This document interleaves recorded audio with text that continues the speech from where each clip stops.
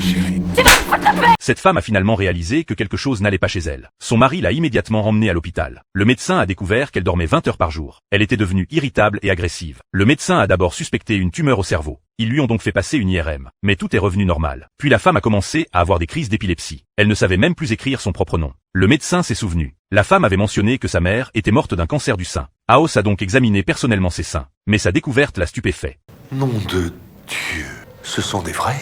Ils ont l'air vrais. Ah, si ce sont des faux, ils sont drôlement bien réussis. C'est un cadeau pour les 40 ans de mon mari. J'ai pensé que ça lui plairait plus qu'un pull. Très attentionné. Après un examen approfondi, aucune tumeur n'a été trouvée. Les médecins étaient de retour à la case départ. Mais l'état de la femme empirait. Elle a commencé à avoir des hallucinations. Elle voyait des centaines d'araignées sortir de ses bras. Les médecins pensaient. Ces symptômes ressemblaient à ceux des Africains. La maladie du sommeil. Elle a dit qu'elle n'était jamais allée en Afrique. Cette maladie ne peut se transmettre que par le sang. Et les contacts sexuels. Il a donc demandé à 2 médecins d'interroger séparément le couple sur leurs aventures extra-conjugales. Et a précisé que c'était une question de vie ou de mort. Mais tous les deux ont nié. Absolument pas. Je l'aime.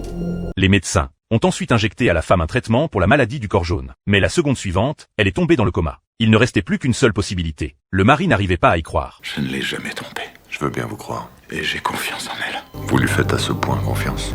J'en sais rien. Je commence le traitement. Le médecin lui a immédiatement injecté le médicament. La maladie du sommeil afghane. Elle s'est enfin réveillée. Mais son mari avait déjà décidé de quitter l'hôpital. Je sais qu'elle vous aime. Pourquoi nous avoir menti? Vous saviez ce que vous risquiez.